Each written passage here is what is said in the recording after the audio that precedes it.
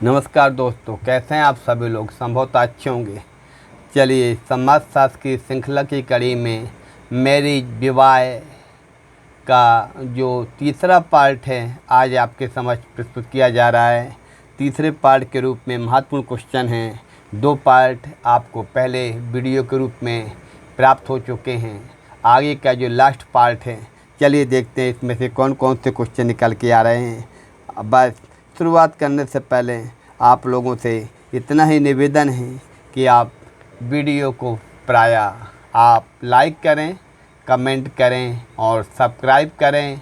और अगर आप लोग इसको चैनल को थोड़ा सा लाइक करते हैं, कमेंट करते हैं तो हमें मोटिवेशन प्राप्त होता है और हमें आगे काम करने के लिए प्रेरणा मिलती है। चलिए शुरुआत करते हैं अगले मैरिज के लास्ट तीसरे चरण जो आपका पार्ट है उसमें देखते हैं कौन से क्वेश्चन निकल के आ रहे हैं। सबसे पहला है, मजुमदार एवं मदान ने बताया है कि विवाह से वैयक्तिक स्तर पर यौन संतुष्टि प्राप्त होती है, मनोवैज्ञानिक स्तर पर संतान सुख और सामूहिक स्तर पर समूह व संस्कृति के अस्तित्व को बनाए रखने में सहायता मिलती है। आगे हम देखते हैं विवाह से संबंधित प्रमुख समस्याएं कौन सी हैं। कौन कौन सी विवाह से संबंधित प्रमुख समस्याएं हैं। इनमें सबसे महत्वपूर्ण समस्या है दहेज प्रथा। यह सबसे महत्वपूर्ण, अगर क्वेश्चन आ जाए कि विवाह से संबंधित प्रमुख समस्या क्या है, सबसे महत्वपूर्ण है दहेज प्रथा। दूसरा है बाल विवाह। तीसरा है विवाह विच्छेद। आगे हम देखते हैं कि बाल विवाह निरोधक अधिनियम 1929 के समाज यह दहेज निरोधक अधिनियम 1961 भी अपने उद्देश्यों में असफल रहा। दहेज निरोधक अधिनियम 1984 एवं 1986 में संशोधन कर उसे कठोर बनाया गया। दहेज के विरुद्ध अपराध है अब संज्ञेय और गैर जमानती है। राजा राम मोहन राय तथा ईश्वरचंद्र विद्यासागर ने बाल विवाह रोकने के लिए देश में भरसक प्रयत्न किए। सर्वप्रथम 1860 ईस्वी में ऐसे विवाह रोकने के लिए अधिनियम पास हुआ जिसमें लड़की की विवाह की आयु जो थी 10 वर्ष रखी गई थी। इसके बाद आपका आगे हम देखते हैं 1860 में लड़की की आयु विवाह के लिए थी 10 वर्ष और 1891 में लड़की की आयु थी 12 वर्ष। 1829 में लड़की की आयु थी शारदा एक्ट के तहत 15 वर्ष लड़कियों के लिए और 18 वर्ष लड़कों के लिए। कब? 1929 में शारदा एक्ट के तहत। 1955 में हिंदू विवाह अधिनियम के द्वारा यही उम्र रखी गई, लड़कियों के लिए 15 वर्ष और लड़कों के लिए 18 वर्ष। 1976 में इसमें संशोधन किया गया, तब लड़कियों के लिए 18 वर्ष रखी गई और लड़कों के लिए 21 वर्ष रखी गई। बहुत अच्छी चीज़ें से क्वेश्चन निकल के आते हैं एग्जाम में आपको कि भाई कब कौन सी उम्र थे आपका। शारदा एक्ट में क्या थी? 1955 जो हिंदू विवाह अधिनियम पारित हुआ उसमें क्या थी? यही उम्र थी। और इसमें कब संशोधन हुआ? 1976 में। चलिए आगे देखते हैं शारदा एक्ट। शारदा एक्ट 1929 में बाल विवाह रोकने के लिए 1929 में इसे हरविलास शारदा के प्रयत्नों से एक कानून बनाया गया जिसे हम बाल विवाह निरोधक अधिनियम 1929 के नाम से जानते हैं। इसमें लड़कियों की आयु 15 वर्ष और लड़कियों की आयु 18 वर्ष रखी गई।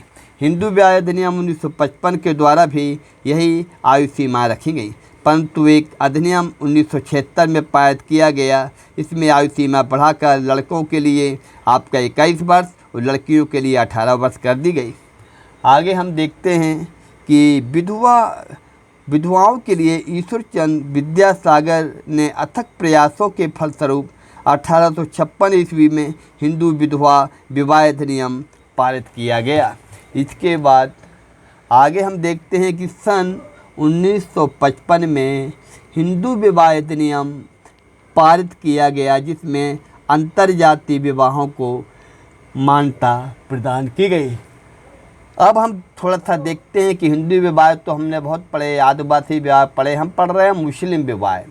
मुस्लिम विवाह में जो महत्वपूर्ण क्वेश्चन निकल के आते हैं उनमें देखते हैं निकाय एक विशिष्ट समझौता है जिसका उद्देश्य बच्चे उत्पन्न करना और उनको वैश्य घोषित करना है। ये परिभाषा दी है मुस्लिम के बारे में मुल्ला जी ने। आगे है, मुस्लिम विवाह एक धार्मिक संस्कार नहीं वरना एक दीवानी समझौता है। क्या है? एक धार्मिक संस्कार नहीं बल्कि एक दीवानी समझौता है।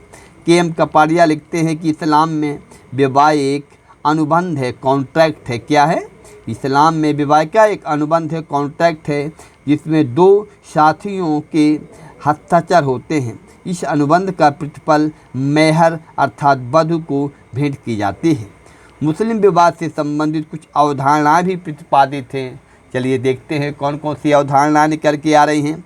सबसे पहले एक अवधारणा है मेहर, जिसे हम स्त्री धन कहते हैं। वह यह स्त्री धन है जो विवाह के समय पुरुष पति द्वारा स्त्री पत्नी को दिया जाता है। फिर एक शब्द आता है डोबर। क्या है ये डोबर? क्या है? यह भी स्त्री धन है। इसमें क्या होता है, तलाक की स्थिति में पति द्वारा पत्नी को क्षतिपूर्ति के रूप में दिया जाने वाला धन है कौन? डोबर। एक होता है मेहर, एक होता है डोबर। एक होता है मुताह। मुताह क्या है? यह एक अस्थायी विवाह है के रूप में जाना जाता है, जो शिया मुसलमानों में अधिकतर पाया जाता है। चलिए आगे देखते हैं कौन से क्वेश्चन निकल के आ रहे हैं। अगला क्वेश्चन है हमारा खुला। खुला क्या है मुश्किलों में? खुला इस प्रकार के तलाक में पत्नी अपने पति से कहती है कि यदि वह उसे विवाह बंधन से मुक्त कर दे तो वह उसे मेहर वापस कर देगी। दोनों पक्षों में सहमति होने पर तलाक हो जाता है, जिसे हम खुला कहते हैं। मतलब खुला का मतलब होता है आपसी सहमति से दोनों लोग सहमत हो जाते हैं तो तलाक हो जाता है मुसलमान। फिर आता है एक इलाह। इलाह क्या है? इलाह भी तलाक ही एक। इसमें पति जो है खुदा अल्लाह की कसम खाकर वह कहता है कि 4 महीने अथवा अधिक समय तक पत्नी के साथ हमने कोई सहवास नहीं किया है, कोई संभोग नहीं किया है। यदि वो इस अवधि तक सहवास नहीं करता है तो तलाक हो जाता है। अगर वह अपनी पत्नी के साथ 4 माह तक संबंध नहीं बनाता है तो तलाक हो जाता है, जिसे कि हम इला कहते हैं। मुस्लिम विवाह विच्छेद अधिनियम 1939 पारित हुआ। कौन सा पारित हुआ? मुस्लिम विवाह अधिनियम 1939। हिंदू विवाह एक पवित्र धार्मिक संस्कार है, जबकि मुस्लिम विवाह एक समझौता यानी कॉन्ट्रैक्ट है। आगे हम बात करते हैं ईसाई धर्म 2 संप्रदायों में बटा हुआ है, कैथोलिक और प्रोटेस्टेंट। ईसाइयों में 2 प्रकार के विवाह होते हैं, धार्मिक विवाह और सिविल मैरिज। मुसलमानों में अभी तक बहुपत्नी विवाह का प्रचलन है तथा कानूनी रूप से भी एक पुरुष को एक साथ 4 पत्नियां रखने का अधिकार है। विवाह विच्छेद के संबंध में ईसा मसीह ने कहा है कि वे दोनों एक जिस्म शरीर होंगे, बस वे 2 नहीं बल्कि एक जिस्म हैं। इसलिए जिसे खुदा ने जोड़ा है उसे आदमी जुदा न करे।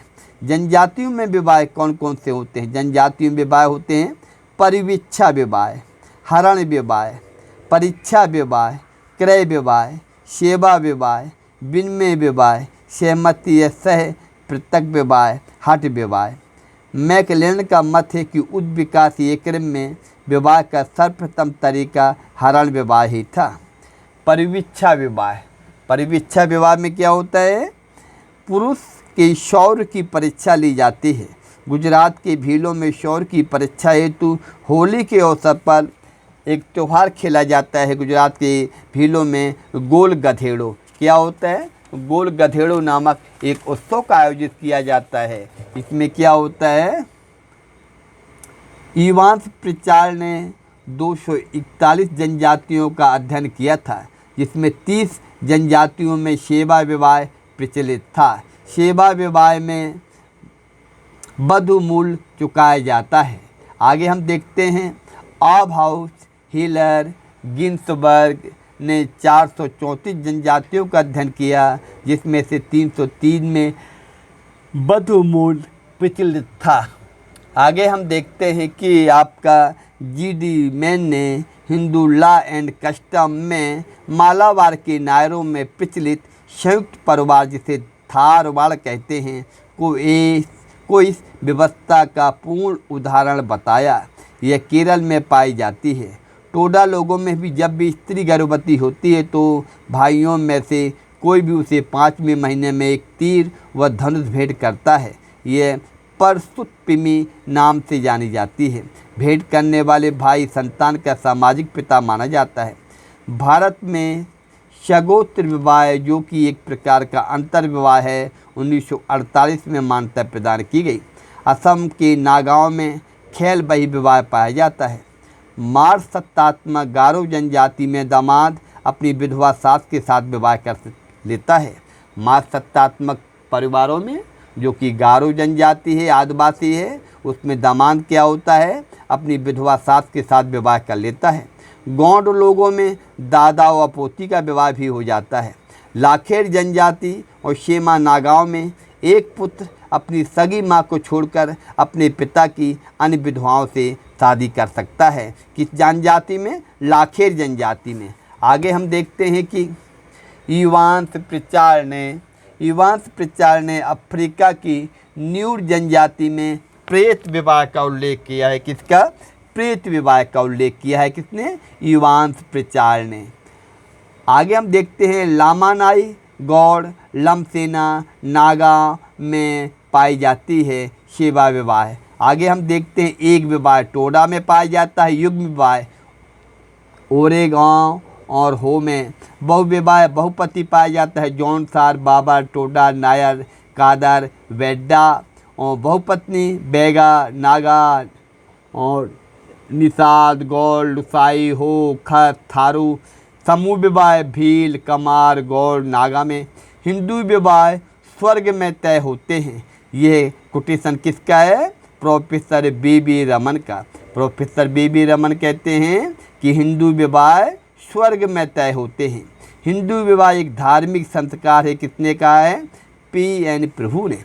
सती प्रथा निषेध अधिनियम 1829 1982 और दहेज निरोधक अधिनियम 1961 है तथा दहेज निषिद्ध अधिनियम 1985।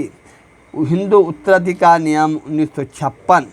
मालाबार के नायरों में एक प्रथा है थारवाड़ पाई जाती है, जो संयुक्त परिवार का रूप है। ये केरल में पाई जाती है।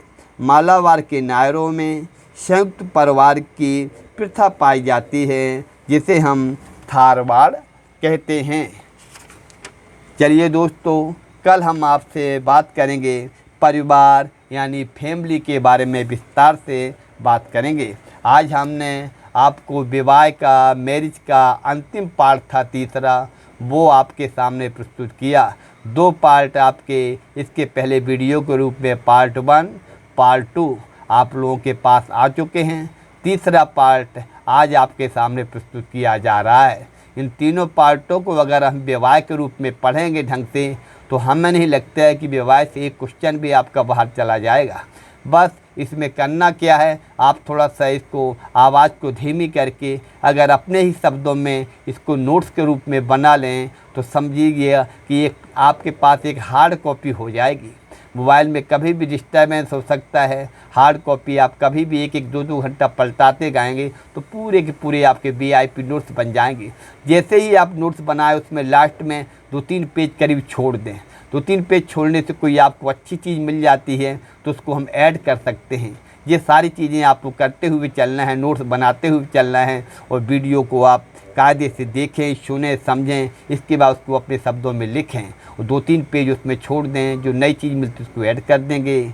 चलिए मिलते हैं दोस्तों अगले वीडियो में। आपसे अंतिम निवेदन है, वीडियो को लाइक करें, शेयर करें, सब्सक्राइब करें, और आप इसको जितना वीडियो डाले गए हैं इसको गहन अध्ययन करें। चलिए मिलते हैं अगले वीडियो में। नमस्कार दोस्तों।